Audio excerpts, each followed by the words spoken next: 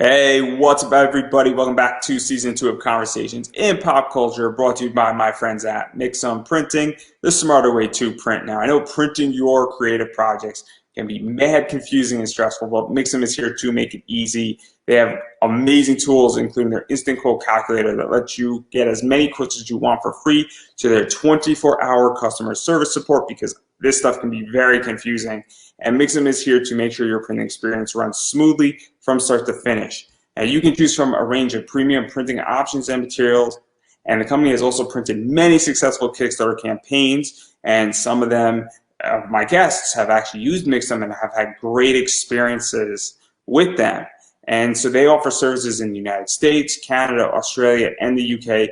And Mixum can print and basically reach your audience anywhere in the world. So if you're ready to print smarter, not harder, head over to mixum.com.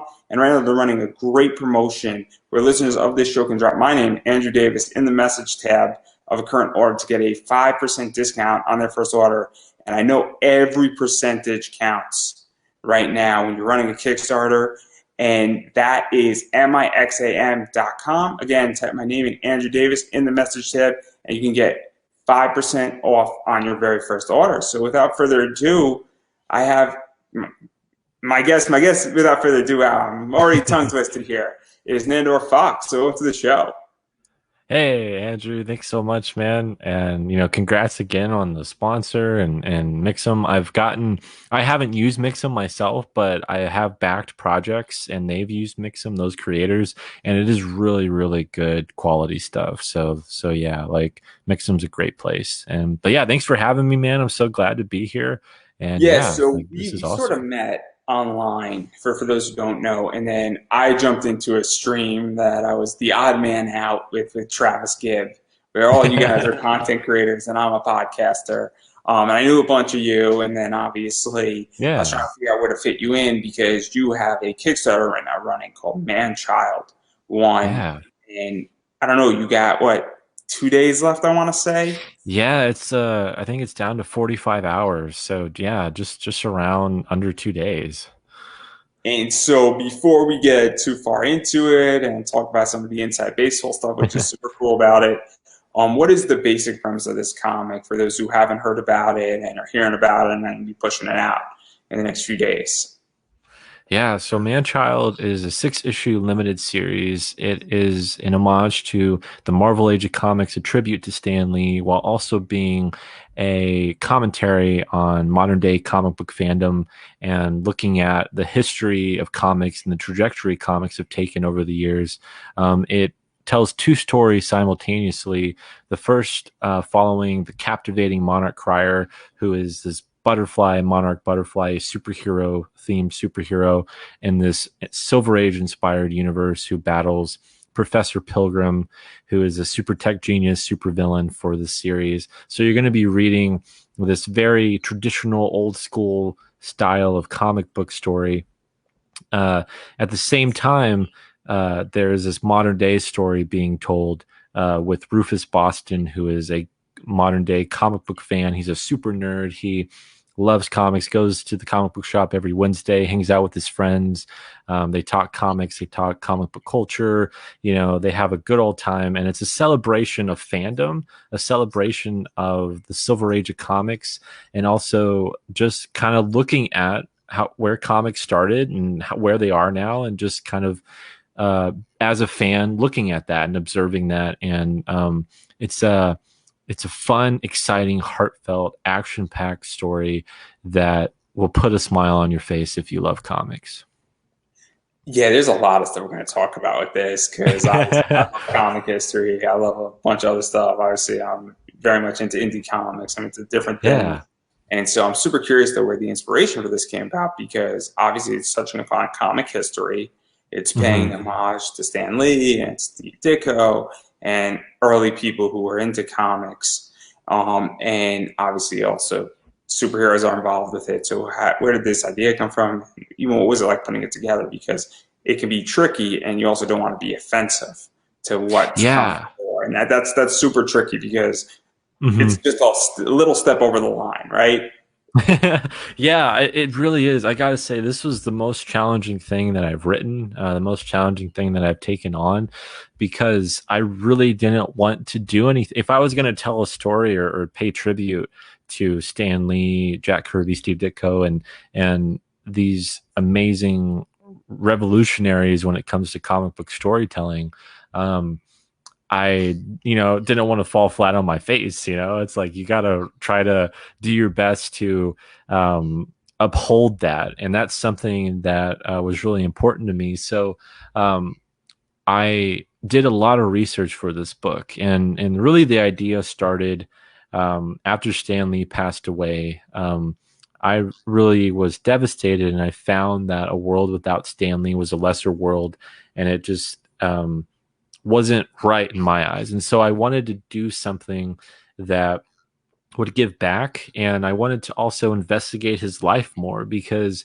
after he passed, I saw the Stanley Jack Kirby debate kind of go on even more so. And that got brought up again of like who created who. And so that really made me fascinated as a fan.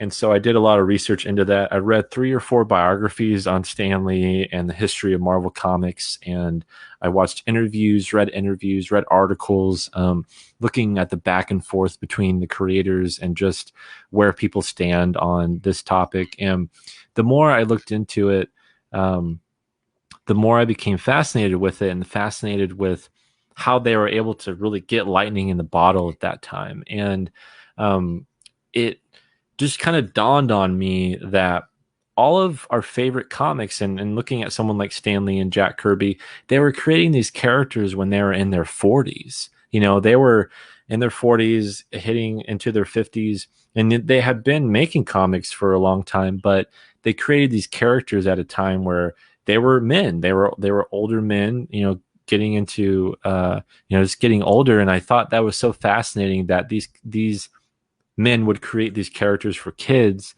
And that's where the idea of like Manchild came, and that contrast and juxtaposition of like how do you be a grown up and put yourself in that childlike frame of mind, and enjoy the things of your childhood, because comics have matured with its audience over the years, and we look back and we uphold these classic characters. We look at these classic characters and we adore them, we love them. We wear them on our sneakers, we wear t-shirts of them. They're a part of our culture. And um, the more I looked at that and just how all of that blossomed over the generations and over the years, that's what led to the modern day story with Rufus. So I didn't want to just do a throwback story. I didn't want to just do something that made people feel nostalgic. I wanted to do something that made people feel nostalgic, but also that you have that push and pull between the classic and the modern day, and fantasy and reality, because that's what we do as fans. We have that push and pull. I mean, you're absorbed in all these stories. Once the movie ends or the comic book ends, you're right back to reality. And I felt that was a really interesting concept to dive into. So yeah, it really started with the passing of Stan Lee, and that's where the story starts too for this character. So it's very sincere, authentic, me putting myself out there to look at comics and the beauty of the superhero. So yeah, it's a lot of things, but that's really where it came from. And obviously, to even go into this and talk about how they could, it's obviously we're going to talk Yeah. somewhat about lightning in a bottle in a little bit. So I think it's a very interesting discussion about where comics have gone and all that stuff. Hmm. And I get to talk to people about that, and your book explores some of that.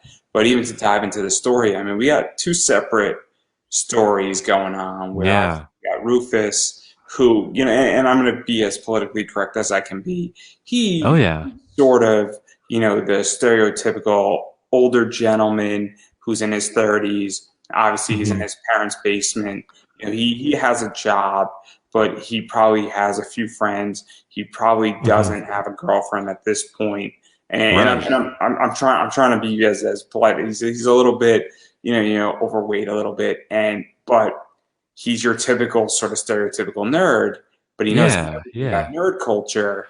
And it's very interesting because that stereotype has been slightly broken. But you go to a con, there's a lot of people looking like that, Well, and exactly. Yeah, and exactly. And that's I say this to something, be nice, yeah. and I think that we can be nice when we say this. But what was that like, even developing him to be that? Hmm. Because it is sort of spot on. Yeah, it is like with all my stories, I really come from an honest perspective and try to look at things that I've seen and that I've experienced in my own life. So everything you're getting from me are things that I've seen other people go through, other people I've seen, things I've gone through. And Rufus is, like you said, that guy that I would see at conventions, and he's the guy that's at the comic book store more than I am. He's And your I'm just Wednesday like, guy that you see yeah, picking up. yeah, And I say this exactly. very nicely, and I'm not trying to be Yeah, offensive, and I know it comes off that way to some degree because it's not politically correct what I just said. By any right, stretch of the right. imagination, but I know the Wednesday guy who goes into the comic shop and on his lunch break and he sits down and he starts to thumb through his comics instead of eating lunch on a Wednesday Yeah. night. And like you've seen it, and I've seen people at comics, and like you start talking to them, and they're the most intelligent people, and they're the nicest people in the world. Yeah, yeah, totally, totally. And he also is an embodiment of a lot of my own feelings on myself and growing up and being a fan and how people may have seen me or have people that did see me and judge me for loving comics. This character really is a lot of me, but a lot of other people I've seen, and he's a mixture of all that. So, if I hate to anything, interrupt because there's going to put context in, but how old are you? Because I'm 28, so I'm in. right? I don't know how old you are. I'm 24. So Yeah. this is you're sort of in the same generation as me, where Hmm. I grew up in high school, and it was okay to wear a Batman shirt. It was okay to wear a Captain America shirt, but you're Hmm. wearing an anime shirt, and people are looking at you very differently. And I would Yeah. Yeah. like certain clothes, and I didn't conform to the Aeropostale and the Hollister and the Hmm. Abercrombie and Finch crowd and Yeah. Simon Beans crowd, or the Affliction crowd.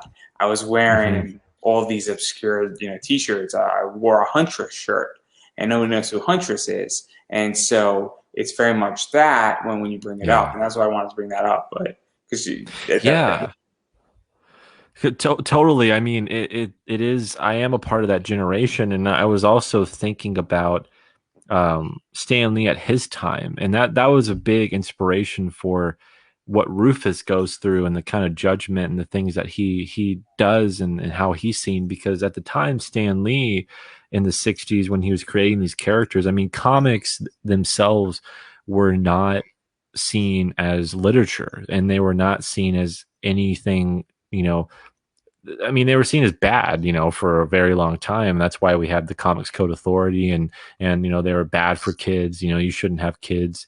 The Seduction of the Innocent, that book that professor, that guy made. I forget his name, but um, it was. I thought that was really fascinating because Stan Lee was pushing the envelope of comics, and they were making comics palatable for children, but also for adults. And that's why they're mainstays right now because they resonated with adults and kids.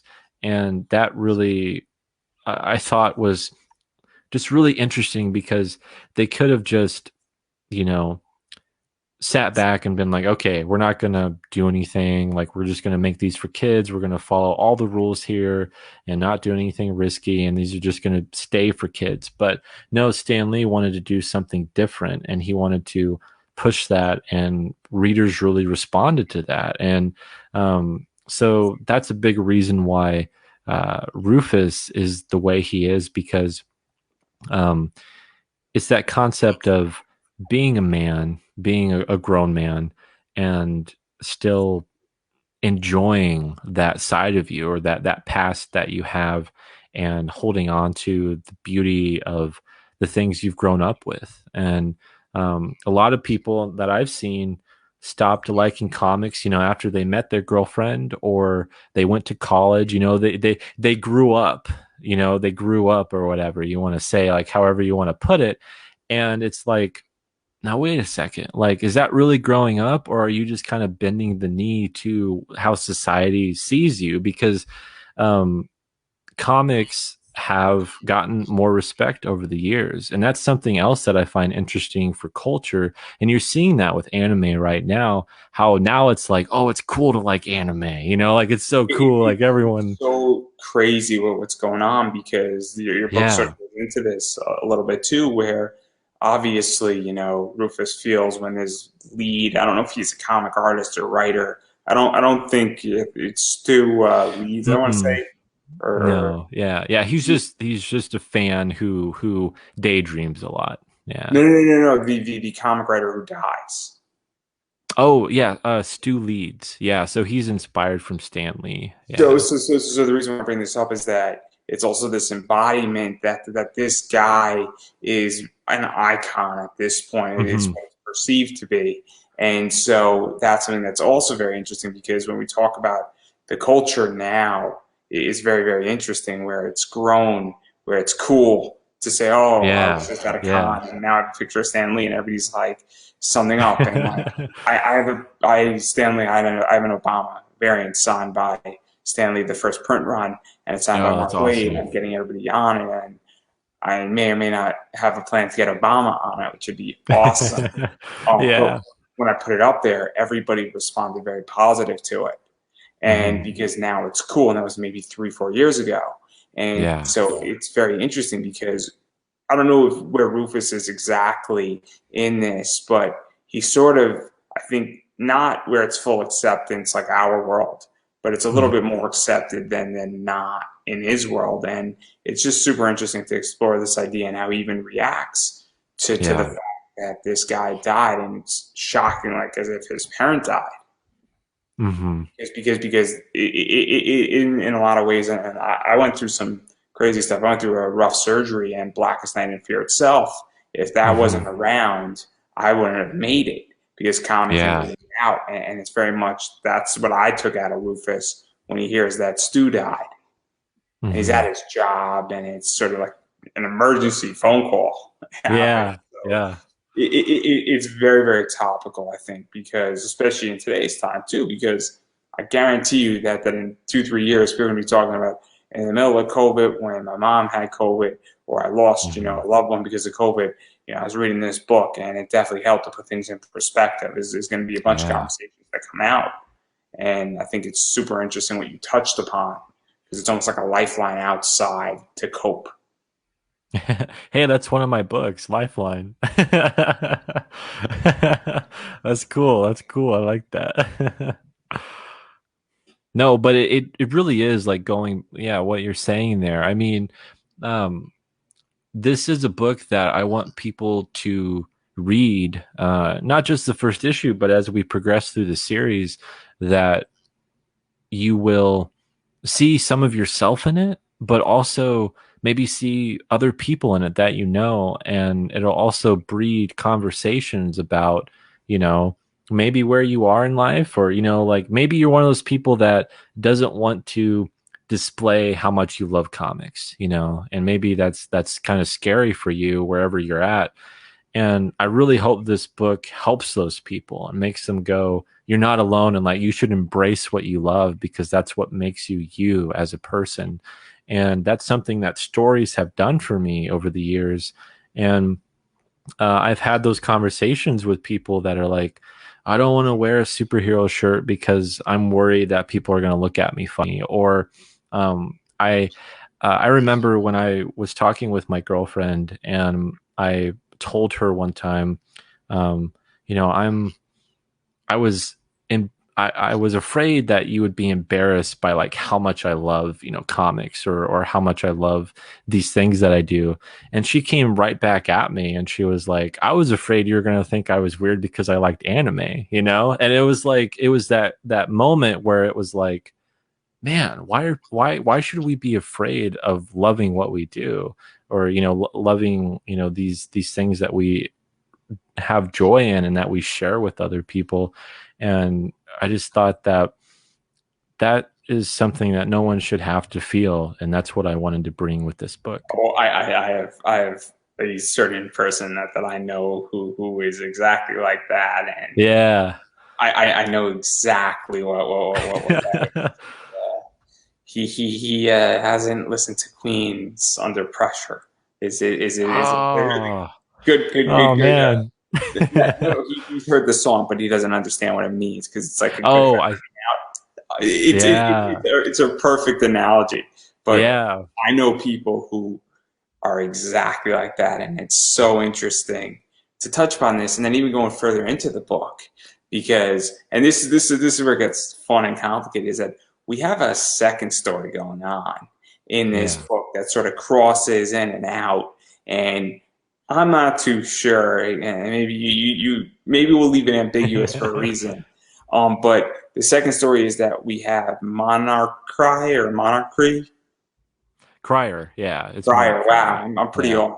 off. And he is definitely in a older time. I think it's safe to say more of a Silver Age comic time. Hmm. He wants to Yeah. protect New York City, and he's obviously dealing with Professor Pilgrim, who is a evil genius who sort of always escapes. I'm presuming, and the feud is always continuing, where Pilgrim is never really thrown into jail in the traditional Hmm. comic realm, or he's thrown into jail, he escapes. I think that's a pretty safe assumption, and it's very much an old, comic book feel, Silver Age.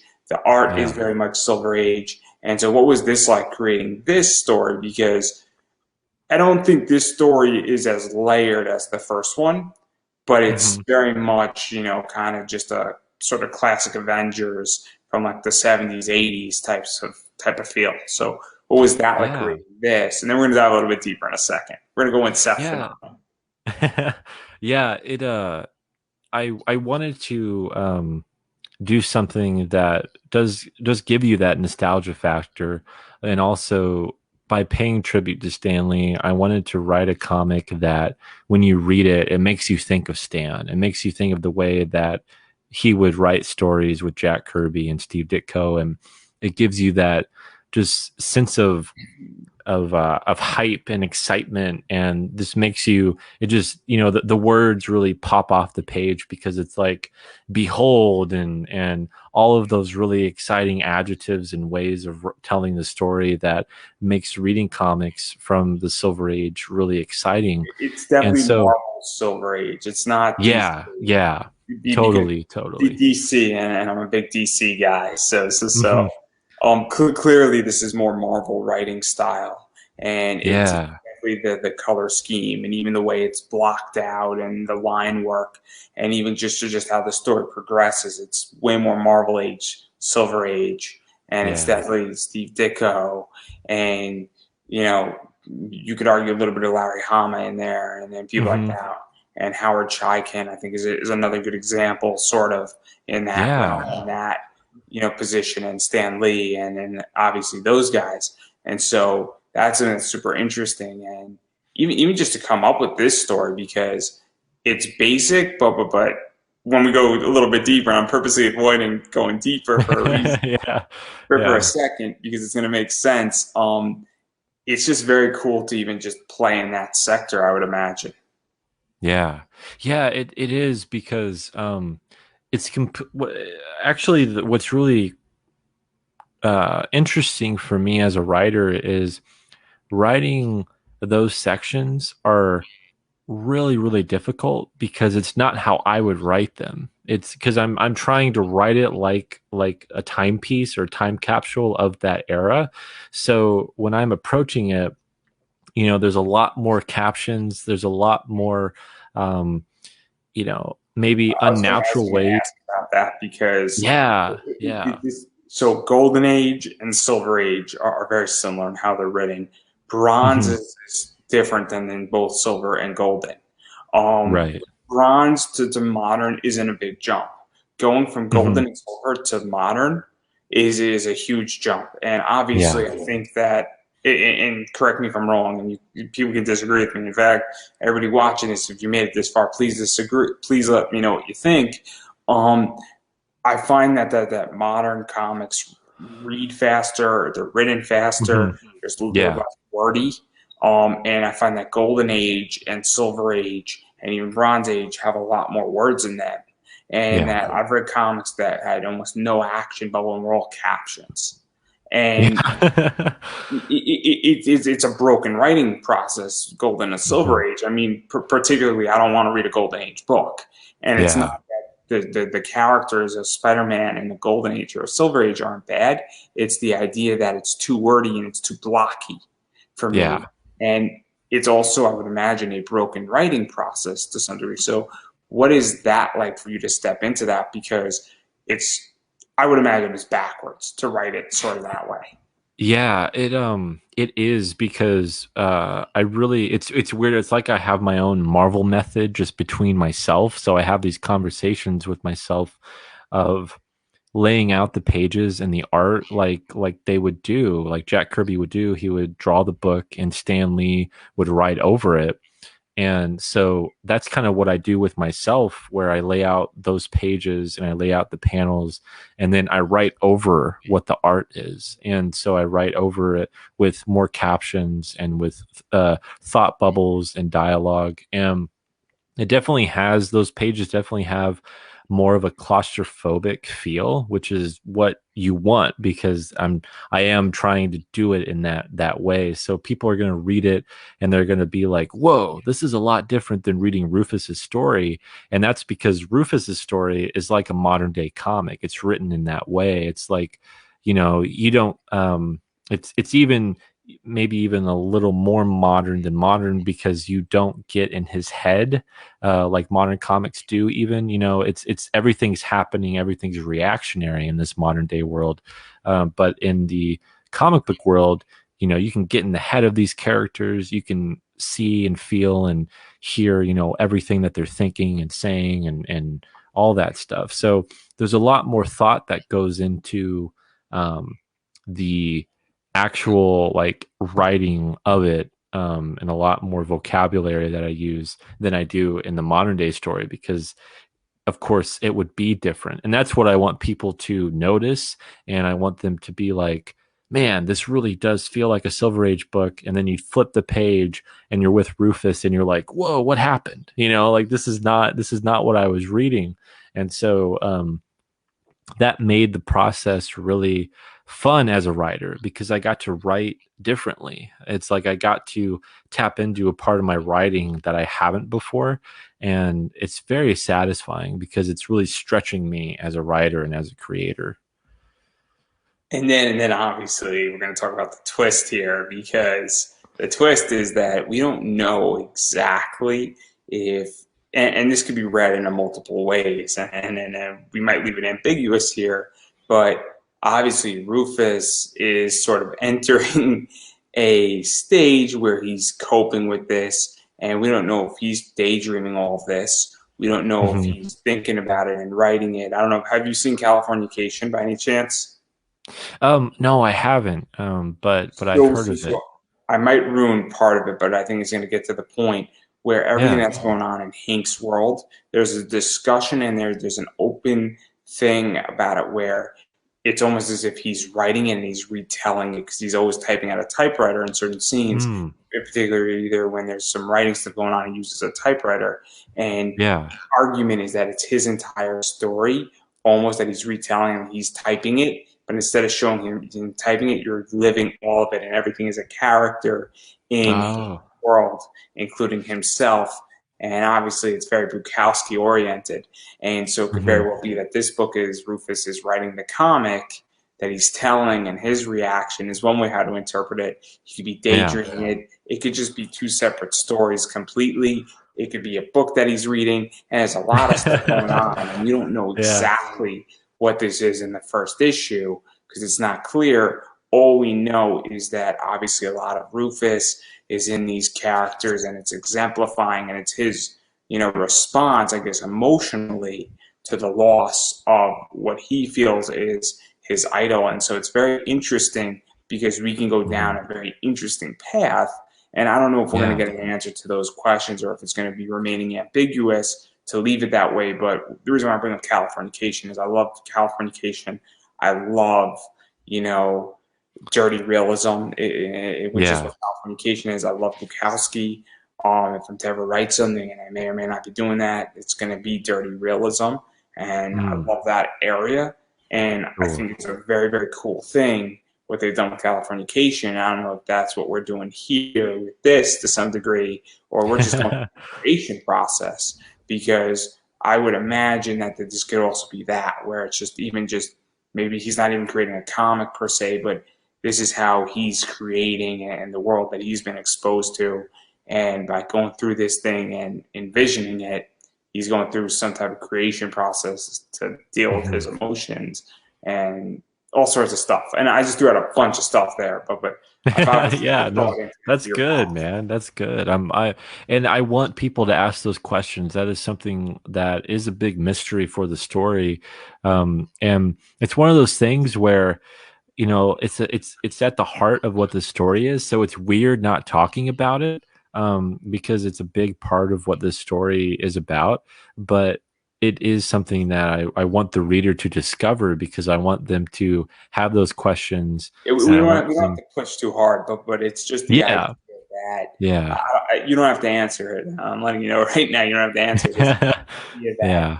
I think it's very much where there's a lot of directions this can go into.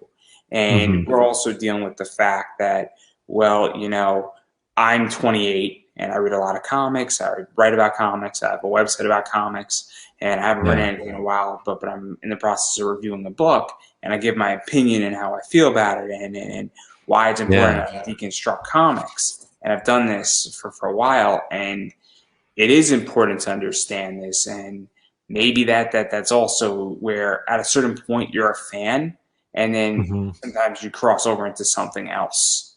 Yeah. And the question that's now becoming is that, like, I'm not a fan anymore of comics. I'm a fan of comics, but I'm also something else. I don't know exactly what I am. And I mean, I'm a human. I should make that crystal clear first and foremost. I'm Yeah, still human. I want to get that off the table here. But you're a fan, and you're obviously crossed into something else as well. And you're a yeah. writer, and you're producing comics. I'm a podcaster. I run a website. I sell on eBay. It becomes very interesting because I started out as a fan, and I was a reader, and then fast forward 5 years in, I've now, when you start selling books on eBay, you become Hmm. something else. And then Yeah. when you start doing podcasting and interviewing creators, you become something else. And well, Rufus might be at that crossroads as well. And it's fascinating because if you're in your mid 30s and you're a comic fan, at some point you crossed over. Yeah. Yeah, completely. I mean, um, that's again something I've seen with other creators, and every creator starts out as a fan, and every most of the time anyways. And it's something that Probably about makes 95%. comics. Because every Yeah. once in a while, some of these people come in from the writing world and then they get hired to Hmm. do a comic. And then they didn't come in as a comic book fan, they came in as a writer to do a Yeah. comic. Like, I think Neil Gaiman's a good example of that, where I don't think Neil Right. Gaiman was a comic book fan, but then he created a bunch of comics. And Yeah. I think I could be wrong on that, or Michael Chabon might have created a bunch of stuff. And he's Right. done some comic work, and then there's other people who've done comic work who are writers. But for the most part, I agree. But continue. Yeah, like I was just kind of going down that rabbit hole of when you are a fan and you um, grow up with these characters like a lot of people have, and people 10, 20, 30, 40 years older than me have. It becomes a big part of their life. And I mean, that's the joy of being a fan, is talking about what could have happened, or oh, I have this story, and I have this idea and of like how these what should happen with these characters. And that's the beauty of talking with other people about characters and being a comic book fan in general, and fan of anything, is like all of that imagination and what things could be like. So that's something that I really wanted to tap into with this story and make people think about that and feel that, and hopefully make them rediscover what they loved about superheroes and what they loved about comics in the first place, and that first foray into what these superheroes are, and how they all started. And I think that's just a lot of that's a lot of fun that only fans can appreciate, and newcomers that would read the book, I think they would appreciate the humor of it and the fitness of it, and how much energy there is in it. But people that have fans and have been fans for years of heroes, of superheroes, will be able to look at Rufus and his friends, and what's going on, and be like, man, like this is on point. This makes me think of other people I know, or people that I've known throughout my life. And it creates a real sense of conversation between the story and the reader. And that's a really important aspect to it. Yeah, and I think this is going to be very interesting because obviously this book is sort of forcing a conversation, whether you have it with another person or just internally, or you even just raise questions Yeah. on some of the Yeah. stuff. Where some people might say, "Hey, I just want to read it, and I'm not too sure I want to talk to anybody about this," but there are going to be questions that are going to have to be forced to be asked. And Hmm. obviously, when you read it, I think that that's where this is sort of going. And look, not every question that this book poses to people is going to you have to answer as an individual, but at Right. Right. some of them, I think are going to be sort of forced, or even just pondering, the position. So I don't want to push too hard anymore in this. I don't want to push where this is going because I think we're getting to it and we're sort of circling where issue Yeah. one goes and issue two and so on and so forth. But obviously we're dealing with a lot of questions in comics. Um, but I do want to touch upon something else before we get to rewards because obviously since we're talking about Golden Age comics and it Yeah. might get slightly controversial, but in a lot of ways when Stan Lee and Steve Ditko and even with DC, I know this book doesn't deal with the Marvel side, DC side of things, it deals with more Marvel, Steve Ditko, Hmm. Stan Lee, Jack Kirby, um, they really hit and captured lightning in a bottle with building out and establishing these characters. Obviously, these characters have grown throughout the Hmm. years. And Stan Lee, didn't fully develop Spider-Man to where he is right now. Same thing with Hmm. Captain America, and a variety of other people. But they started that, and they really started the world, and they hit the world really well, and they built the world nicely. And Yeah. so, and I feel in today's world that a lot of comics aren't recapturing that lightning. I feel that Marvel and DC and even Image to some degree, and I get bored with comics. I mean, I can't think of if I'm actually reading an emotional comic right now that's invoked emotion, but I Hmm. find that I read a lot of comics and they don't invoke emotion in me. While I'm Yeah. watching an anime show, I just watched I watched Gundam, and it's a Mm. war, and you feel it, and you feel the sacrifice. Yeah. And I feel like, I understand that sometimes it's a little bit harder to do in a comic or a book, but I feel like even the emotion of triumph hasn't been achieved in comics Yeah. lately. So, and that's sort of the lightning in a bottle. So where do you feel about that? Because I think it's a big problem right now in comics because those guys and what we're Yeah. paying tribute to really captured it well. Yeah. I mean, that's kind of what makes the indie scene so interesting. And I think that's something that mainstream comics. Oh, hey, Larry, what's up, man? Long time no speak. Everyone go back Niobe because it looks awesome. um, but I'm back yeah, for I 250, everybody. You can't take my title away. that's right. It's um, live too, which is even funnier. I I think with comics as the what made what Stan Lee, Kirby, and Ditko did is that was at a time where Joan told Stan, like, why don't you write these characters? So that was his wife. Why don't you write these characters how you want to write them? Because he was going to quit. He was going to quit writing comics. He was going to quit doing comics. And she was like, well, since you're going to quit anyways, like if they fire you for writing them the way you want to write them, like you might as well just, get it out of your system. And so that's what he did. And that's what he did with Jack Kirby with the Fantastic Four. And look what happened, and then they created Spider-Man and the Hulk and the Avengers and all these characters. And it was like he was in the position to do whatever he wanted, and I think that creative freedom, and that's what makes the kinship between the start of Marvel Comics with indie creators, because as indies you can create whatever you want to, and there's no one to really hold you back or go, well, we can't do that because it messes with continuity. You know, at the time there was no continuity. They were just creating characters and they were just making things and they were seeing what would stick and what would happen.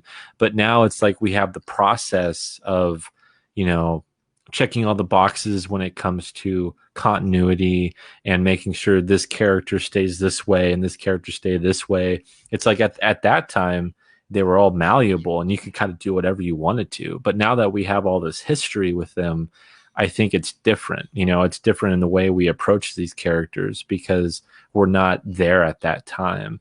And I think that is a big reason why, you know, we haven't had a whole lot of new characters, you know, and a whole lot of new, you know, renovations, innovations with comics. You know, I think what happened with Image Comics is one of the very few and rare things that, you know, was that time where these creators had their own characters and they were making them, and it was, you know, an explosion of creativity.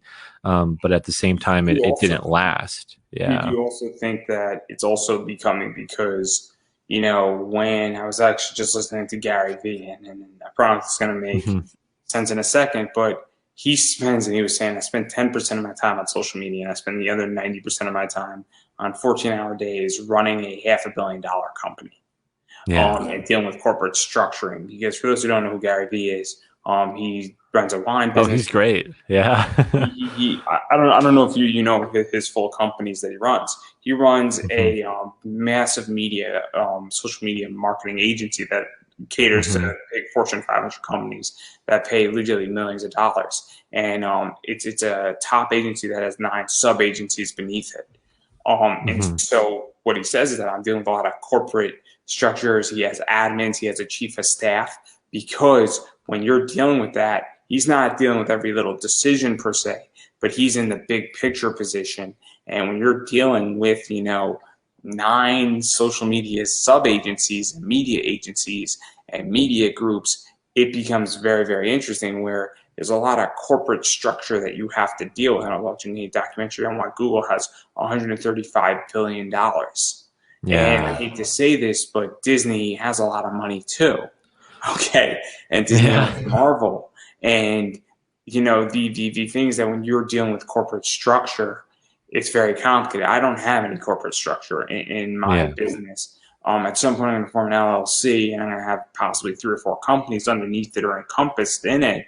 But again, the corporate structure is just me, and maybe I will have, you know, a person who's an admin who's essentially a higher chief of staff and Hmm. is a scheduler, for lack of a better word.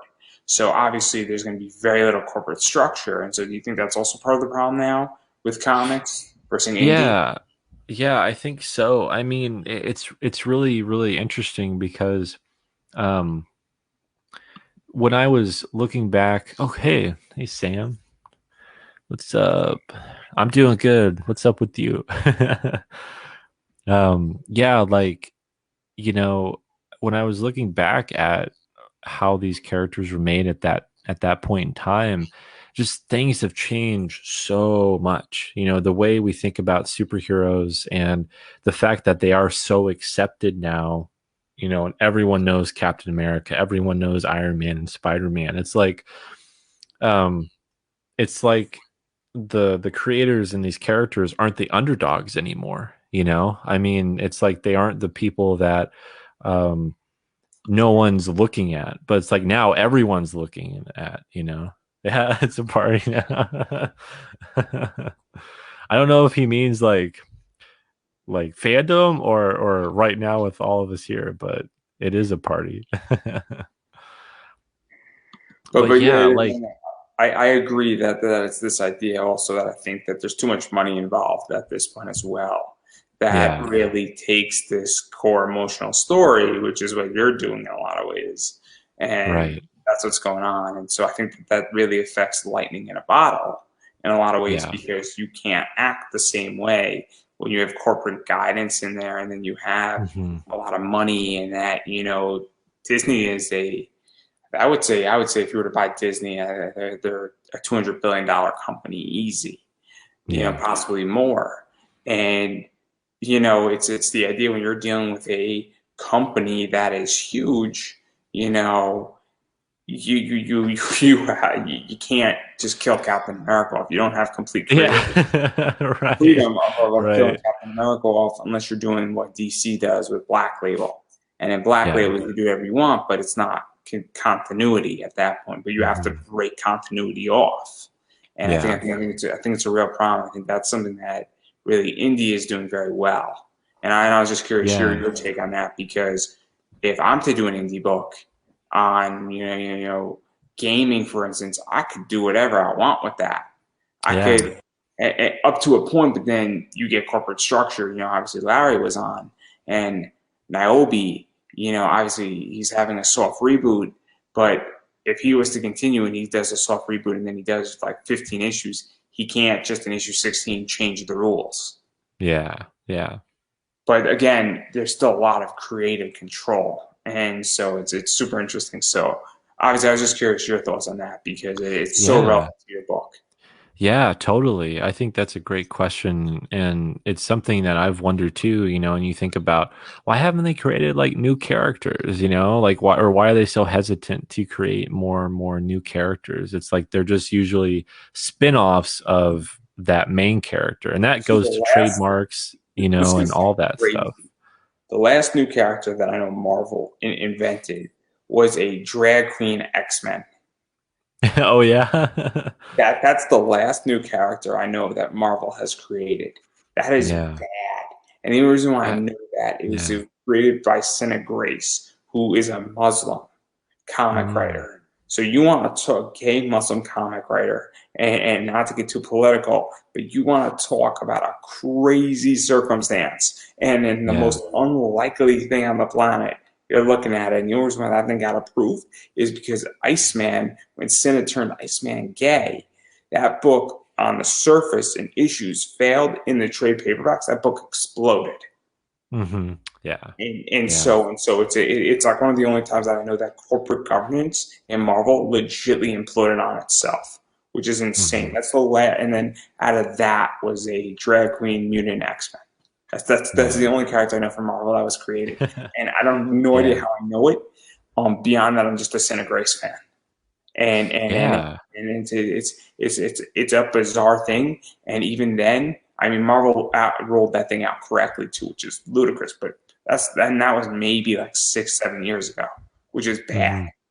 Hmm. Yeah, yeah, totally. And I know there's a lot of hesitation because, of course, these creators, and that's something, we've seen is they don't want to create new characters because the company owns them. They don't own them, and I think that's a big part of it too. And I mean, Stan Lee had to fight for that. He had to fight for money for the characters that he made. I know for the first Spider-Man film, he had to sue Marvel to get money from the first Spider-Man film because they didn't pay him. And it's like he helped create Spider-Man, as a part of that corporate machine that, can leave you. And I think they themselves felt that. And I think a lot of creators are wary of that. And that's why creating, being an independent creator, not tied to all of that, really helps you to, do what you want to do and not have all these people telling you, well, we would prefer that you did this, and It's that, also it's also. I mean, you see my little cute elf up there. I own that. I yeah. own that. If you take it, I will sue you. I will politely write you a cease and desist. Yeah. I will send you a non-lawyer letter first and foremost, saying just Yeah. take it down. I don't want to litigate with you. Now, if you persist and say I'm putting on a T-shirt because I have a T-shirt of it, Hmm. I will then write you a cease and desist, and then I will attach my lawyer bill to you and expect you to pay it. That's two. If you don't do that, I will see you in court.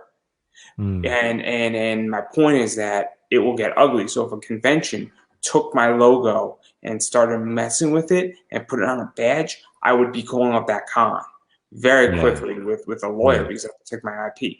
That hasn't appeared in any comic yet. It hasn't appeared on any cover yet.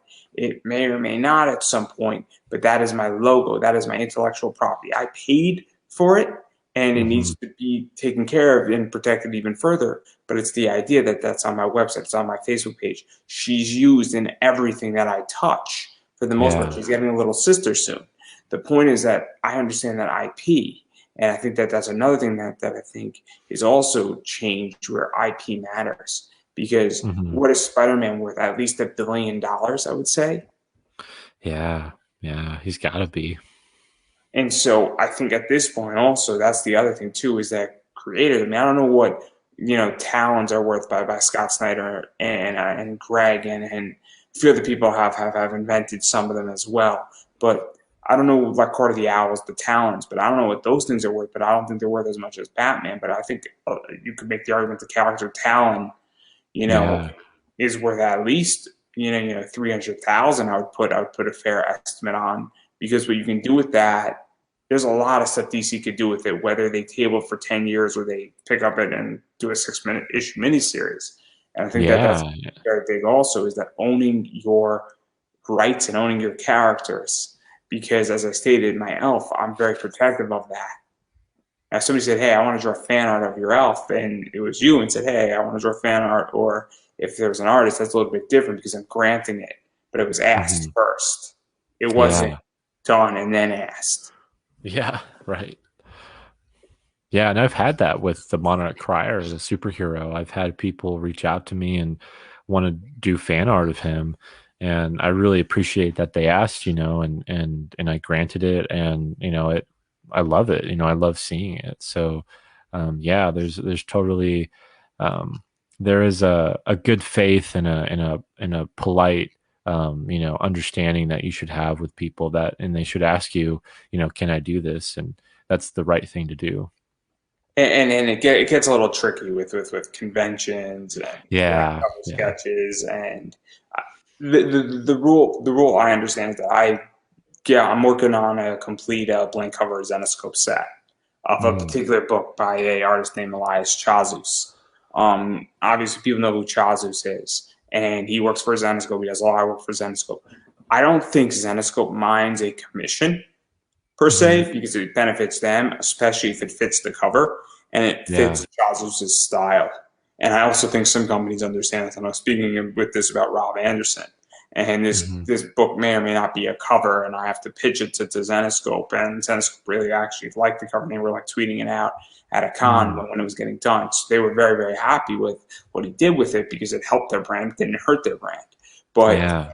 it's the idea that I think some companies understand how to use fan art, and I think some companies don't understand how to use it. And then it goes into Yeah. a whole nother topic of fan fiction. And Yeah. obviously, Right. there's been discussions about fan fiction. I've had discussions with people who have worked in the higher echelons of DC, and they don't want to acknowledge it because then it exists, then it's use of character, and it becomes a Yeah. bigger issue. And it's very, very complicated when you have, writing your own Harry Potter fan fiction, and Ron and Harry might be doing something that's not wonderful. Hmm. Hey, Yeah. hey, hey, guys! I know what everybody's thinking. We weren't going dirty. I was just saying they were sending curse system out for. Just saying. Yeah. I know where everybody's mind Yeah. was going, and I want to stand corrected here. Um, we're about revenge on this show and not the other thing. But anyhow, like how do you feel about that? Because I'm curious. Because obviously I'm speaking to a creator, and I know we're getting controversial. I'm ruining your career before it starts.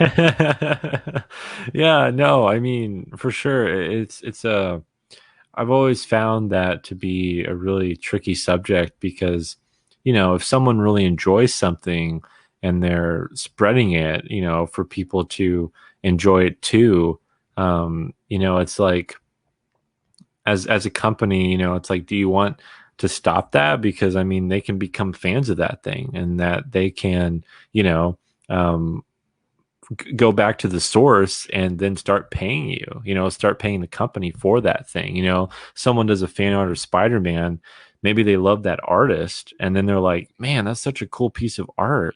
Let me read more about Spider-Man. Oh no, don't cancel me. Good one, good one. Yeah, So, like so, so, it's so, so to even talk about this, because obviously, yeah. if somebody's going and spending $250 on a commission, or 300 or 400 on a commission, and I want Batman on it, at that point, I mean, I'm feeding an artist to some degree. Hmm. I'm happy. They're getting fed. I want what I want. I'm getting it graded because I want to look at the art and I want something original. But Yeah. it's also the idea that now if that thing gets like 9,000 likes on Instagram, isn't that good for everybody involved? Yeah, yeah. Now a bunch of people are like, oh man, this is a really cool interpretation of it. I mean, this post on Instagram got like 7,500 likes within a week, and Yeah. it's Zenescope, and Zenescope was thrilled with it. Um, and it was this idea that it was a Van Helsing cover, and it's great, but Zenescope was cool with it because it only benefited them because all these people, where 7,500 people are not Zenescope fans of Elias Chazuz on Instagram, or I shouldn't say that there probably are 7,500 fans. It's the idea though that a bunch of people who are not Zenescope fans saw it is where I'm going with this, Yeah. and they're like, oh man, Yeah. Van Helsing, man, I want to check out what this book is. And let's say you captured half a percentage of those people who are not Zenescope fans, and then a quarter of that half a percentage, so 2.0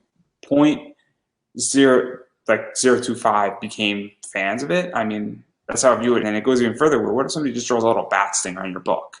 Is that Yeah. like gonna they first Yeah. drew a little Yeah. bat stinger on a Batman book of mine? Legitimately, a little bat symbol, like so. It gets tricky, and Hmm. I know Rob Anderson. I don't mean to put him on blast. He made a really good video on this, and 2 or 3 parts, but it's a really really interesting discussion.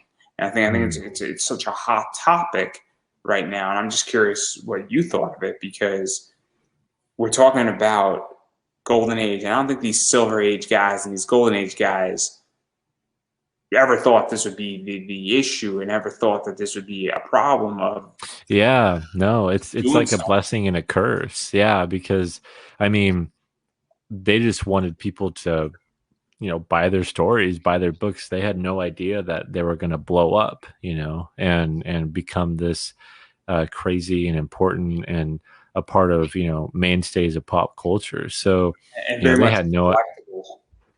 yeah, yeah, they had no idea. And I think it's one of those emerging markets and emerging things that you're like, wait, how do I, you can only figure it out after it's already happened. It's only more clear in hindsight of like, now wait a second, what's actually going on here?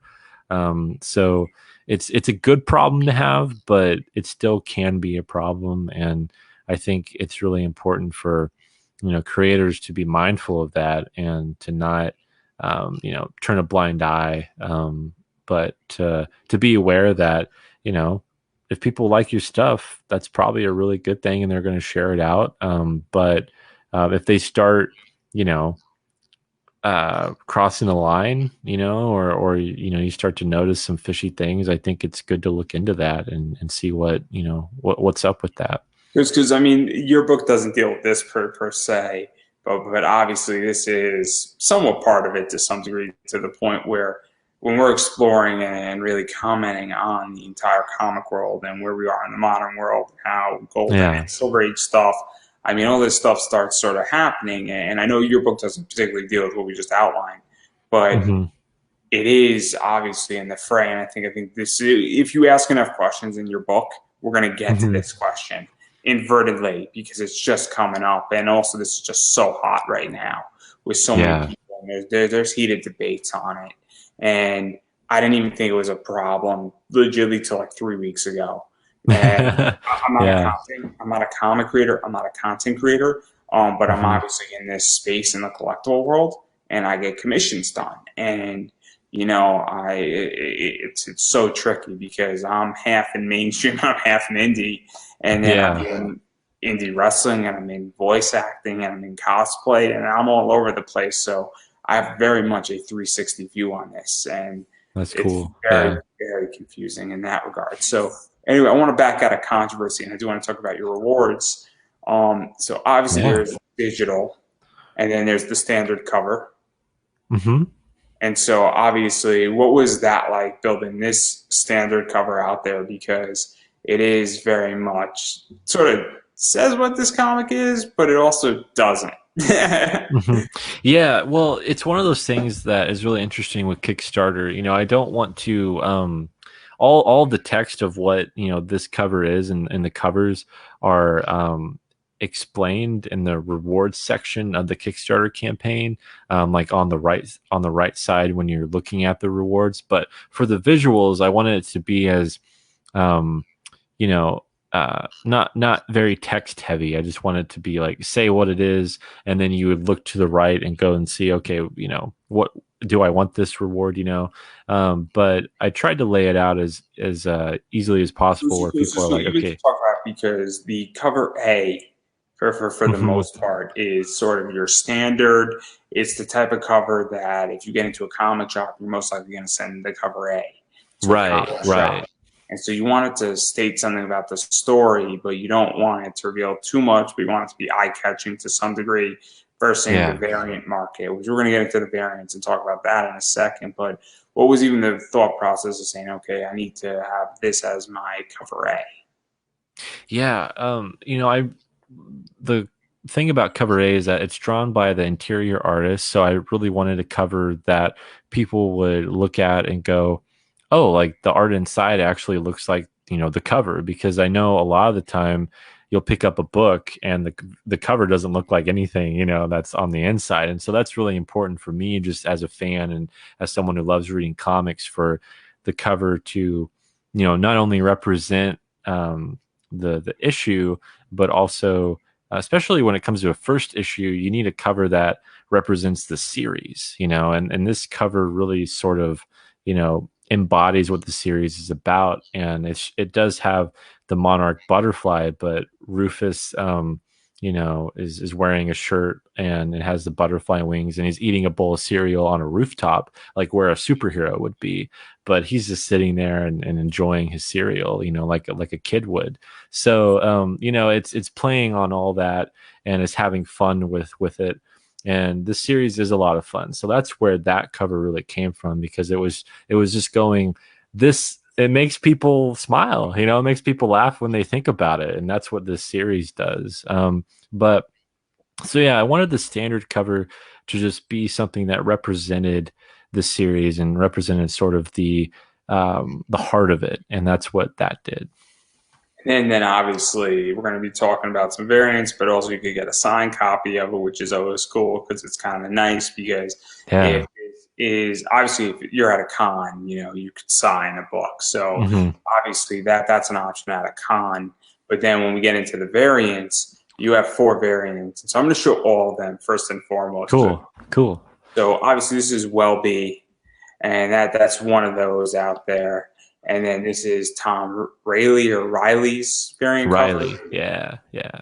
And then this is Nick Pitara, I want to say, Hmm. or Yeah, that's I'm right. really bad at names, so forgive You're me. good, man. Yeah. And Tony Harris, and obviously, I think there's four variants, right? Yeah. Yeah, that's all of them. I didn't miss one yet. Oh, good. So obviously, all these people are from different eras to some degree. I think a bunch of them are from the '90s, maybe early 2000s. And so obviously, what was this like? Because we're not going back to the Silver Age or Golden Age, but you're getting Hmm. some old timers and some veterans. You're not getting the Sunku Manakis and Keith Garveys and Yeah. who are the new kids or Courtney Rose, who apparently have to reach out to get her on because I think it'll be a really cool interview. Yeah. So if Larry is watching and he wants to make an introduction, or CB Zane is watching, they want to make an introduction, very helpful. But the idea is that what was this like to bring in some older, artists and veterans who are sort of because I don't know where the modern age started exactly. Modern age, what Hmm. was it? Is it '93 or is it like the '90s or? Yeah, it's really, people kind of set it after, Watchmen or Crisis on Infinite Earths, after the late '80s. So it'd probably be in the early '90s and on, or mid '90s and on. So it fluctuates depending on who you talk to, but I think So that's a good yeah. assessment. Yeah. So what was Um, it like though, bringing in these guys and these people? yeah. Because it adds a little bit more of an older feel to it. I think the Hmm. style is a little bit different. And that's not saying that they can't do modern style, but Oh, obviously yeah. Yeah. there's intention there is where we're going with this. Yeah, completely.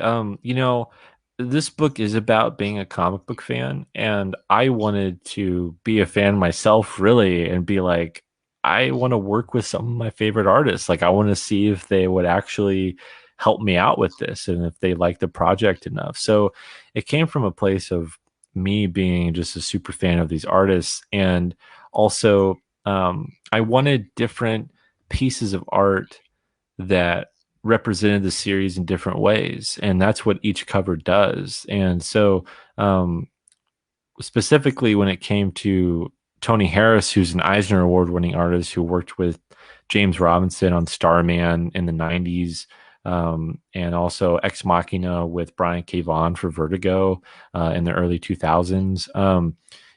He, uh, I love the way he draws women, and I love the way he draws just in general, and how he has a very identifiable style when you look at it and you go, "Oh, that's Tony Harris." So I wanted a very romantic scene because the romance between George Jeffrey and Joanne in the comic is an important part of it, and it's meant to mirror the love that Stan Lee had with Joan, his wife, in the real world. So I wanted someone that really evoked that sense of beauty and two people being intertwined, and that's what that image really does.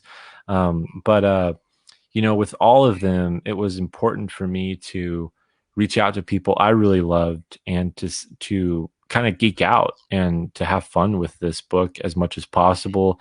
And also, that's the beauty of comics, right? Is getting variants and collecting them and getting, all of them. A lot of people love collecting. That's a part of being a comic book fan.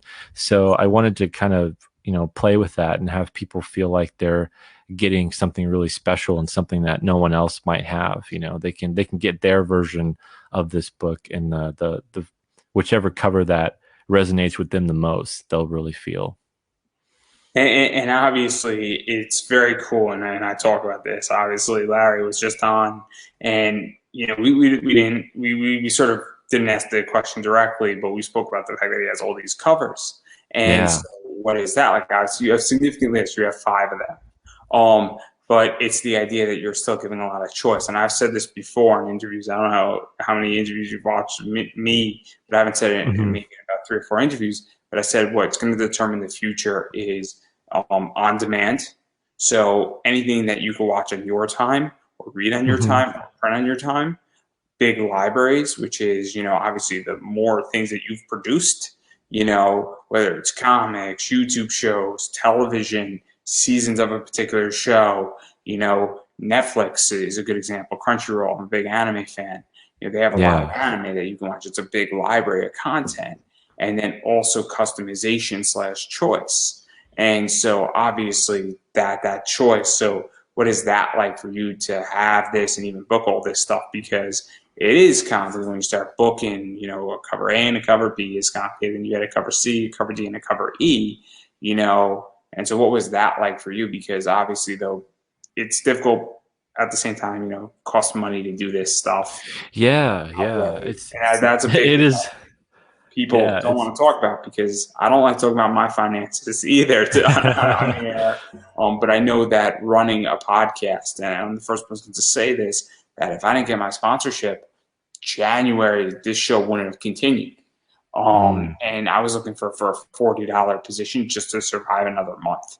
yeah. Which would have covered me and given me 5 months to figure out the problem to get across the border. And we're talking about $40. We're not talking Yeah. about, a $500 or $250 cover price and then coloring it. And Right. I don't want to go into how much these people charge per se.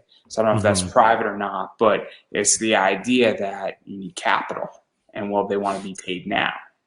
Hmm. Yeah, I mean, I will say I paid all of my artists up front, you know. I mean, they're all paid. They're, nothing is waiting, for I really believe in paying artists and giving them what they're worth because they are, you know, that's what sells the book. I mean, your writing can only do so much. It's really the visuals and what people see firsthand, especially when it comes to a crowdfunding campaign.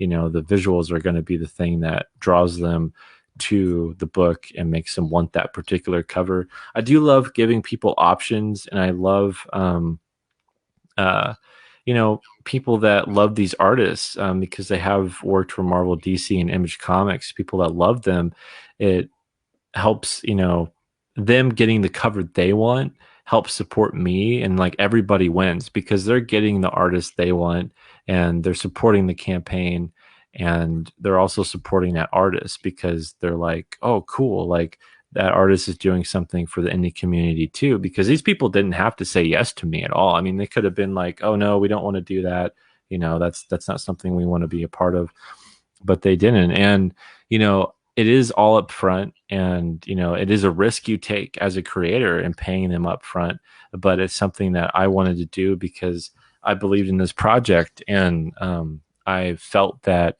um, it was important to show people that, hey, I've invested a lot of money in this, you can trust me because I have done the time and put the money into it, and that I'm not just gonna be like whatever, like, oh, I'm not going to fulfill this campaign. Like, this is really, really important to me as a creator.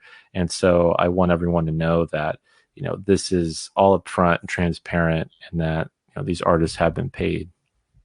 Yeah, that's one of the reasons why I'm not running a Kickstarter because I just don't have the capital, and Yeah. I have Yeah. personal covenants in my own financial life. Obviously, I'm very much into comic book investing, and I have to take care of that business first and foremost. I have to take care of Yeah. other businesses and other interests, and it's just that running a Kickstarter is very, very expensive. I wouldn't be opposed to a partnership with somebody where I would only have to cover half of it and I would only get half Hmm. the profits, or have a business partner and we form an LLC where we're both, economically responsible and we fund the business that then funds the Kickstarter upfront and then we recoup our thing. But I don't want to have to go and produce a comic and pull out 3 grand when I would just Yeah. um Yeah. which I think 3 grand is rather low, but I think it can work. I think I'm not exact. I know very very little about how much because the printing isn't the issue. Because if you fund it Hmm. correctly, your printing will be covered on the back end. It's more of the art that you have to pay, or if you are a writer Yeah. or an editor, or maybe even possibly stretch goals to some degree. So that's a big thing for me, and it's Hmm. complicated, and I think that that's a big barrier because you need capital to start.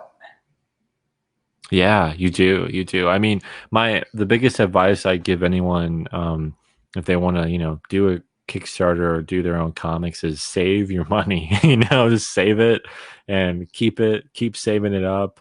Whether it takes a year or two, whatever you have to do, just put a little aside for that project you want to do, and eventually it will add up to where you can start paying an artist. You could start working on that stuff. And that's something I did with my first book, Seasons, and that I continue to do. When I started working and getting money, I started saving up. And, it took a while, and it's something you have to keep doing. You have to keep budgeting yourself. But progress does get made. It's okay if it's slow, it's still progress. You're still doing it. So, There, um, there, you there's know, other there's other methods in which that equity yeah. other positions do, and I think equity is frowned upon in Kickstarter. Hmm. I think granting equity, but it's tricky because the whole problem with granting equity is that an artist, and you have to find the right artist, and it becomes a business partnership of Yeah. co-ownership of, and then you're funding a business and you're in a business venture, and it can work very nicely. The people that live Hmm. in comics, they are equity partners. if one of them's an artist, one of them's a writer, and they formed a company and they just did YOLO on Kickstarter, but that's an equity play versus the idea that I think either shoot, I can't think of their names right now, but one of them is the writer, one of them is the artist, and that's equity. But I don't know how many artists are going to want to work on equity. Yeah. But look, equity. If you have a project and you think the project's worth X amount of money, that's the thing is that you find somebody. Some image creators, Saga is a great example. Fiona Staples and Brian K. Vaughan have worked on equity. They haven't worked on page rates. Saga Hmm. is a very, very, very lucrative position and is worth a lot more than what it costs Fiona Staples or Brian K. Vaughan to write it, Hmm. because it's equity. But equity could also fail badly, and I understand Yeah. people have to eat. And this is why I go quit indie. Well, if you got to eat, and people say, "Oh, all these people are leaving DC with Substack," part of the thing is that they can because they have enough money that they've made that they don't have to worry about their bills. But what about the people who Yeah. are just starting out? That's what DC can do. Where if you're just starting out, it's not that you might be able to write a better book than a lot of these people on Substack, but you have to pay your rent or you have to put your kid through school or college. Yeah. If DC is going to write you a check of 7 grand every month, well, you know what it is. That 7 grand is worth a hell of a lot more than your indie comic that'll pay you in 8 months. It'll pay Yeah. you 40 grand. It'll beat that 7,000 position hands down. It'll pay you more and more, like 100,000. But what are you doing in your 8 months that you're waiting for it? Yeah. Right. Right. So it's super tricky, and I think it's complicated. But obviously that's a big tangent right there. So obviously there's some other stuff too. There's obviously a retail bundle, so five Mhm. copies, $30 if you're a store. Obviously there's some art print stuff. I think I have a better Yeah. picture of the art print right there.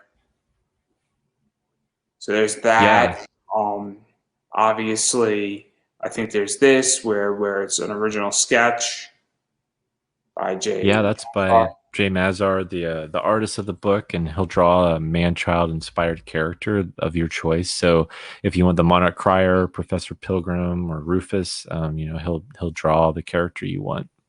And so that's cool, and it's not that bad. There's obviously this, all the covers, so really like a lot of this art and or '90s baby. There you go. Obviously the entire Foxhole Comics bundle, which is seasons.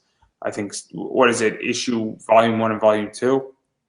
Yeah, seasons volumes 1 and 2, and Lifeline, which is a standalone graphic novel, and then you get Manchild issue 1. So you get all the books that I've made for $85. So it's over 300 pages.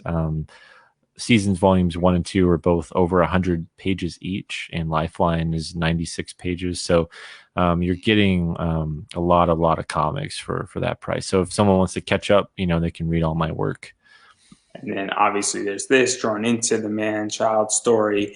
And so this is my question because is it for issue 1 or is it for issue 2? Because different Kickstarters run that differently, where sometimes they call Right. it in issue 2 or they do it in issue 1. Yeah, it is in issue 1. Yeah, so you're beginning it with this issue. And so that's something that's out there. And then there's this as well, where, and I don't know if this is still available, but Hmm. obviously, you can get an original page from Manchild #1, and I don't know how many are open for this and how that works exactly. Yeah, so there were 5 slots, and I think there's 2 or 3 left. A few people have gotten them, but it's still available. So yeah, we will send you an original page from the first issue of Manchild. So, if you get this, you'll have original artwork from the book, and you'll also get all of the previous rewards that are listed there. And so obviously there's a lot of stuff out there. And then, Mhm. how far are you away from being funded, just so people know? Yeah, we're actually so yeah, we have about 42 hours left, and we are 93% funded. I think we need to get like just under $300 to fund right now. So I think it's at like 4,200, and we need 4,500. So we're getting there. It's on its way for sure. And so the reason why I bring that up is that obviously there's a variety of rewards here that you could pick up from where just picking up, you know, $250 tiers will get you completely funded, or getting a bunch of other things such as a bunch of $20 variants. Doing the math here, what is that? Yeah, you'd have to get you know, uh, about 10 to 15, if you wanted to get, if multiple, 10, 15 to 20 people, wanted to get a variant cover, that's how much, yeah, it would take, So to 15 get. people, right? Would get you funded. Yeah. Yeah. So you really need 15 people. Yeah, I do. I really do. And I hope we can get them. Only have under 2 days now. So, and I'm really trying to hit 150 backers. We're at 143. And once we hit 150, everyone's going to get a free art print by Daniel Buck, who's a great indie artist. So that'll be free for everyone's order for a physical book. And then obviously, I know you mentioned this before on Travis's show, but obviously, I think you offer free shipping in the U.S. Yeah, that's right. That's right. So And what so you see that's something there, that is yeah. important too, because obviously I just backed, and I know I mentioned Larry a lot, and this entire thing I just like saying his name all the time now. And people might not like this interview because of it, but that's fine. But he's in Canada for those who don't know, and so it was like $15 to ship to the U.S. Now, Yeah. obviously, the dollar is a lot stronger right now in the U.S. than in Canada, meaning my dollar is a US dollar is 86 what a Canadian dollar is. So for every 86 cents US, it's a dollar in Canada. So there's Man. about a 14 cents, in my favor. So hmm a $35 Canadian pledge is $28 in the US, which is helpful. But it was hmm $15 Canadian to ship here, which is like $7. So it's not horrendous to hmm that degree. But it's also the idea that when you're offering free shipping, that takes out $5 to $7 off the ticker that I don't have to Yeah. worry about when I back. And I bring that up because obviously I charge a lot of money on shipping on eBay. hmm I charge $10 to $11 on top of whatever I'm charging on eBay because that's how much it costs me to ship something out in hmm a Gemini. And that's not factoring the bubble tape or the Gemini, it's legitimately factoring the postage. On Yeah. average, it costs me anywhere from $9 to about $12. And sometimes I make money on shipping like $1, and sometimes I lose money. But hmm also, it costs me $10 because I'm insuring it. Because when I'm shipping Yeah. out a $150 book, I insure it for $200. Yeah.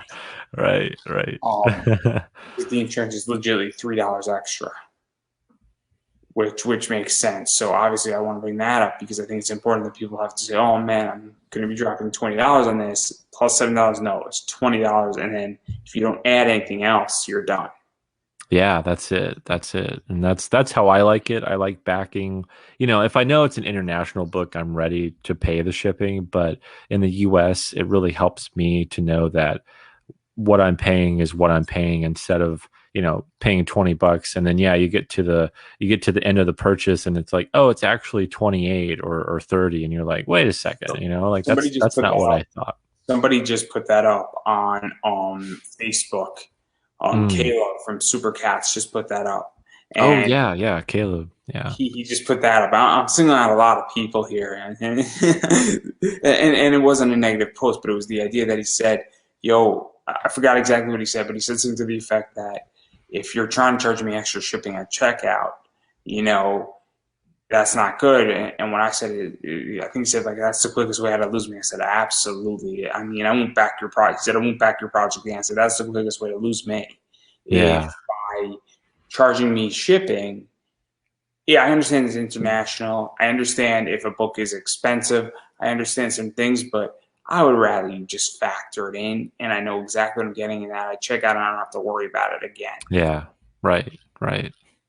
Because it can be very, very, very frustrating that entire process. So hmm obviously, that's something that I want to highlight here because I think it's super important that people know that they're Yeah. getting free shipping so that you know you got $20, you're done at $20. Right. Right. So That's so right. And and that's why the goal, is 4,500. I factor in the shipping with that goal. It's so, I could have made the goal smaller and we've already would have hit it, because I would have had a smaller goal and would have charged people for shipping.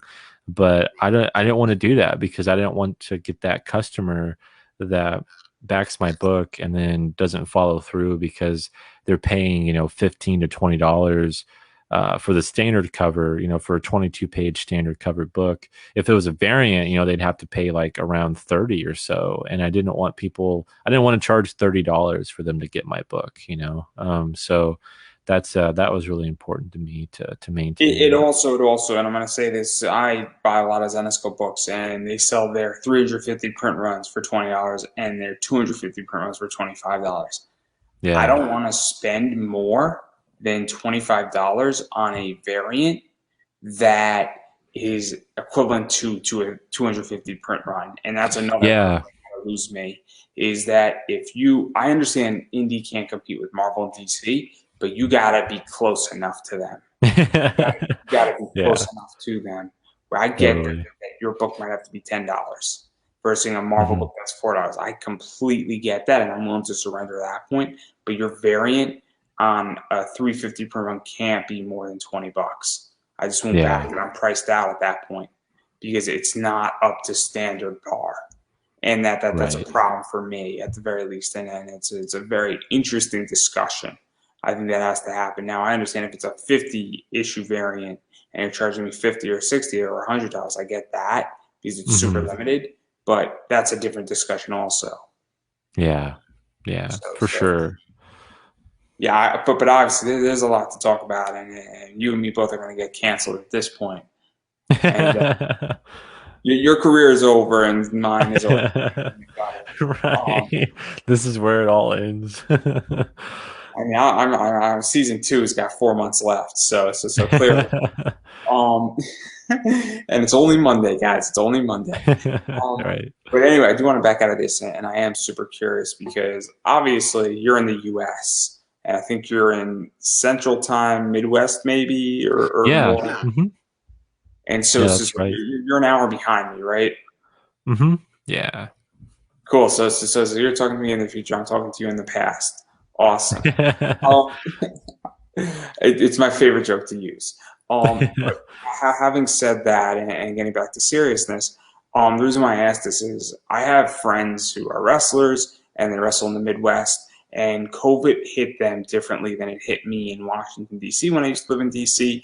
And obviously, I'm back in the East Coast in Connecticut, and it's Hmm. affecting New York differently. And it took, them to have COVID starting popping up in like July of 2020 versus in New York and Connecticut it was popping up in April. So I am super curious where you think COVID's going because the country and the US in particular is a very vast place and different parts of the US are dealing with it, and obviously every state is going to deal with COVID. And how do you think cons are going to react, because Texas is not going to view it the same way New York is, the same way Kansas is going to view it, the same way Florida is going to view it, and the same way California is going to view it. Yeah, I mean, I do think it's up to each state's discretion of how they want to deal with it. I mean, population numbers really do matter when it comes to something like this. So if you are in a very populated area, I think the restriction should probably be a little stronger because it's just there's more people that could, you know, infect or spread, whatever. And so, it's something that when it comes to cons, I really understand, and I'm kind of preparing myself for, you know, either another shutdown or, not being able to still not go to cons for a while because things are still a little hairy out there, and that makes sense. And I think that, you know, people need to, be healthy and safe, rather than, So um, you know, this is my question because obviously I don't know when you checked out on Travis's show. And the reason why I bring this up is they asked me about networking and things like that, and I said I don't Hmm. know if I'm ever going to go to a con ever again. And, Yeah, I remember that. I remember that. and, Yeah. and, and the reason why I bring it up is that everything I want now is online. This entire Yeah. show is online. I've been digitalized, and I was sort of digitalization way before it became a necessity. And I had a real advantage when COVID hit because I was doing interviewing 6 years prior to this, and I was actively getting at about 30 a year. And I Hmm. stepped up tremendously. And so I don't know, like for me, I find the great digitalization pivot to be wonderful. I find that there's so much more opportunity, and that I don't know what the con has to offer because I Hmm. legitimately can go hop on a Zoom call and set up a link and throw it into a group and then figure out if I already have all my friends and everybody on Kickstarter, and I don't even have a Kickstarter, but if I have 100 backers, I'd be like, guys, we're going to talk about this book. Who wants to join in and know all the secrets about issue 2 that's coming out? I'm hopping on a Zoom call and we're going to launch the Kickstarter on Zoom. And since all your Kickstarter backers and they really love your book, I mean, for me, how do you think it's all going to change? Because the internet allows me to be more competitive and reach so many more people on a global scale, more than I can ever do at a con with very, very little money. Yeah, I mean, it's for me, what I love about going to cons is meeting people, and is meeting people face to face if they have my book, and we can talk about it. It's something that I love, being able to connect with so many people online, and do interviews like this and talk to people, who live in Canada like Larry, or other parts of the world, and that you can have these connections with people. But there is, like, one of my best friends, I met him online, and then when we actually met in person, it was it was crazy. It felt like, you're like, whoa, like you're actually real. You're not just someone that I've talked to over the internet, or on a screen or something. And there's something about that I find really satisfying, and like meeting creators that I like, and and meeting other indie creators that I like. It would be really cool to meet them in person. I do think that it's a good time to adapt, and a good time that we can have online conventions and do things like that. But for me, I really like the con experience, and I like meeting other people and talking with them. So it's kind of, I think, kind of depends on, you know, who you are, if you like talking to other people in person or not. And it can really depend on the show too, if you like going to that specific show. I don't go to many cons. I like them when I'm there, but it's not something that I actively do. And partially because I feel like I should have more books, and then I'll go to conventions and have more to show for people. But So for me, what it is that I'm obviously a fan panelist. I love lecturing, and I love yeah, lecturing about things that are fun and useful, and that from comic book investing to breaking down the golden age of anime with Osamu Tezuka and going through that. And I love this stuff. But what I've come to the conclusion is that I am beyond more influential sitting at a kitchen table interviewing creators or doing a YouTube video or recording something or doing a Facebook Live talking about a particular comic book thing. I just ordered some Pokemon cards. I'm going to be way more useful and influential unpacking 6 Pokemon cards, explaining why a special delivery Biboff is a $300 Pokemon card than I can ever be at a convention. And so yeah, to me, I've just come to the conclusion that I love meeting people. I've had, outside my panel, I've had like 10 people and me sit around or outside and then, talking about comic book investing, just going on a round circle. And it was great. I've had a Gundam conversation that lasted an hour and a half, and it was phenomenal with like 6 people yeah, all talking about this. And it was like, oh, let's talk about this. And it's like 2 girls and 2 guys and me. And we were all having a nice conversation talking about everything beyond that wasn't in my panel. And yeah, I had a blast, and it was phenomenal. But my point is that I still feel like I can do all this online. And so I'm super curious Right. what you think cons are going to change because I don't think that we can ever go back to what we had before because what we had Mm. before wasn't safe.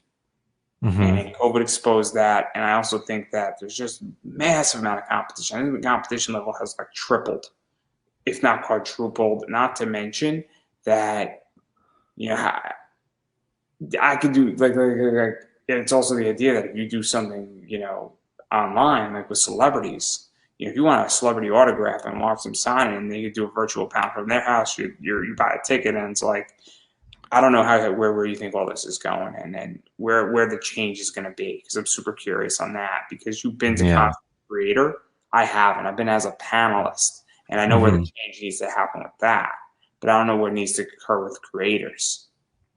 Right. Right. For me, it's like there are some people that aren't in, the digital circles that I found when I go to conventions. There are some people that aren't maybe social media savvy or don't have social media. It's weird to think that there are people like that out there, but there are a lot of people that don't necessarily use it that much. And I've noticed that when I've gone to conventions, um, and I have a table there. They have never heard of me. They've never heard of me. They've never seen me online or anything. And it's the first time that they've seen my book, and it's because I'm physically there with my product that they take an interest and they find it satisfying to meet the creator. There's so many people that will walk up to my booth and they're like, "Whoa, like you made this?" Like it's like they're, to stand in the presence of the creator of the book that they're holding in their hands is it's a unique experience, and it's a unique interaction that you have with the customer, that it kind of goes into the whole idea of, our retail store is going to go away, because there are a lot of people that still love to go shopping. They love to go out. They love to I like interact with. shopping. I went to a comic shop and I legitimately was in there and spent an hour and a half looking for, like, I think I got like 17 books for $1. And Yeah. I pulled Yeah. it, and I could tell you it was better than therapy. It wasn't better than that, I Right. can tell you that. Right. It was better than therapy. It was better than a rage room. I have never Yeah. been to a rage room, but I think the point's being made here where it was like it was better than going to the bar. Like it was Yeah. so Yeah. peaceful and it was so tranquil. And I'm like, and I didn't even know what I got. I didn't get anything to read. I got things to take pictures of to put on my Instagram. But Hmm. for legitly, I spent $36 because I bought a few variants that were like $4 or $5, and then I bought an $8 book that's really cool of Yeah. Batgirl. And my point is that for $36, I gave myself like 2 hours on Free Comic Book Day of Hmm. entertainment. I never like, and I'm going back. I think next Saturday, so I had a blast. It was quiet. It was peaceful, and if I can, $36 buys me 2 hours of happiness. So Yeah. Yeah, super and entertaining. that's a great example. That's something that I don't think. I um miss that. I miss that at cons yeah. because at cons it's so chaotic and so combustion, and it's Hmm. so moving. Like in this comic shop, there's like maybe 3 or 4 people, and somebody wanted to get by me or go into my box. They waited 2 minutes till I was done, Yeah. or they said, "Hey, I just saw you move this thing out. I just want that book. Can I take it?" I'm like, "Yeah, go right ahead." And that was that. But there was like when I'm pulling books, if somebody sees I'm in a box, they just go to the next box over, and then I'm like, "Hey, you want to switch?" Like, "Yeah, sure." And it was Right. Right. wonderful. At conventions, I feel like it's too crowded for that. Yeah, I know what you mean. It's a lot harder to look for comics and conventions, and it's there's so much to look at. It's a really overwhelming, for sure. And I've definitely had those experiences, where it's like I don't even know what to get because there's so much here. It's um, not even so much that, it's also price because all these books were $1. yeah, Some books right, that were more right. than $1, but they're not worth like $3. Maybe worth like Hmm. $2, and I'm having a great time because they just look awesome to put up on Instagram. The I could have picked up like half of Scott Snyder's first run on Batman for a Yeah, dollar a piece, and those books aren't worth much, and maybe they're a little beat up, but they're not overly beat up, and it would be great to put it up, and I can't wait to go back, but that you can't do that at con because all those books that were $1 in this store would be like $3 at a con. Yeah, right, So, right. but I digress right there. Again, another tangent. That's what this show is. That's what today is all about. It's called Tangent Monday. We start on a topic, and then we purposely go off a tangent, and then we get Then we get back into a tangent. It's right. a new show. It's officially announced. Um, Yeah. with my sponsorship money, that's what we're doing here. Um, so bad. It's so bad. Um, but obviously, we've been speaking for a while now, and I Yeah. do want to give you an opportunity to promote yourself. So obviously, the Kickstarter link is up above. But where can people back the Kickstarter? Mhm. You have limited time to back the Kickstarter, so it is urgent, as well Yeah. as follow you on social media. Facebook pages, Instagram pages, Yeah. Twitter, website. I don't know what other social media platforms you use, but obviously, where can people find you? Yeah, people can find me on Facebook and Nandor Fox Schaefer, just my name there. Also on Twitter and Instagram, it's at Nandor Fox. So you can find me, just type in my name on both of those.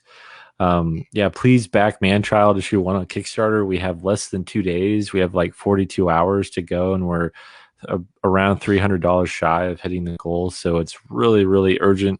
And you can get all of my books. We talked about the Foxhole Comics bundle, so you can get Seasons Volumes 1 and 2, Lifeline, and Manchild issue 1, all for $85. So if you want to really help out the campaign and pick up everything that I've done, that's a great reward. And also check me out on YouTube, Foxhole Comics. That is my imprint. That's my brand. And that's what you can type in on YouTube, Foxhole Comics. And I do streams with my artists. I talk about writing comics, and it's a really engaging platform that I use to try to talk about what I'm working on and updating people on stuff. So, yeah, that's really the main gist of it. And, I just want people to uh, see my work and hopefully enjoy it and let me know, and be a part of the conversation about you know being a creator and being a fan, and having that interaction. So I'm always open to talk, and always open to answer any questions about what I'm working on and things that are happening. And then obviously, I've been saying this over and over and over again. I'm going to keep saying it, is you have to support indie. And what Yeah. that means is that you have to back Kickstarters. Hmm. These people cannot fund their project without your backing. And Yeah. so every dollar makes a project cross that line closer. And all the money really does go back into that project, or it goes into the next issue, or it goes into another project they're working on for the Hmm. most part. And it helps to cover the printing costs. And so it is super, super important to understand that you have to back indie comics. And the way you do that, first and foremost, as I just stated, is with your money. But I get it, money's tight. I'm there. Money's tight in my life right now. I have to fulfill certain covenants that are going on. We're going into the holiday season, guys. I know it's end of August, beginning of September, but holiday season is starting. And Yeah. with everything being up in the air, you have to really start thinking a few months ahead, and money is tight. And if you're in a circumstance where money's tight, one of the things that you should be doing if you can't back is sharing it around. Because Yeah. if you Please tweet about do. it, share it on Facebook, you don't know who's watching. And I tell this story all the time, where what happens is that this happened with somebody where they shared it out, and they saw it on my wall, and then there was about 3 or 4 people who backed the project Mm, because they saw it and they didn't even know it existed, and Facebook's algorithms are messed up. And so yeah. therefore it is super, super important to understand that sharing something out, somebody might see it and be like, oh, this looks cool, let me check it out. And it could go a long, long way. So obviously that is something that you should be doing. And even about me, guys, obviously I have a sponsorship and that helps, but I also have Buy Me a Coffee. This is very much a fan supported show, so you could buy me a coffee, which is very similar to Patreon. On that, all the money goes right back into this show. You could actually advertise on my show, which is super cool. Little banner down beneath. So if you got a project or you want to advertise your Facebook group, that's out there. Or even going further, I have an email list. And so you can join my email list, and you never know what's going to be in my email that's sent out once a week. I don't spam you, but obviously you can check that out too. So obviously those three things matter. And on that note, I'm going to give you the final word. All right. Yeah, I want everyone to please go and back Manchild if you want on Kickstarter.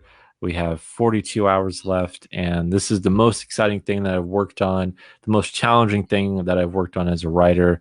And if you love Silver Age comic book storytelling and you love stories that look at what it means to be a fan, and if you're a comic book fan at all, this book is going to put a smile on your face and it's going to make you think about the heroes that you love, the creators that you love, and why you are a superhero fan. So if you love that and if that resonates with you, you're going to really love Manchild and you're going to read it and you're going to feel like a kid again. And I don't think I could have said that any better myself. So we're going to quit while we are ahead, and that is a wrap.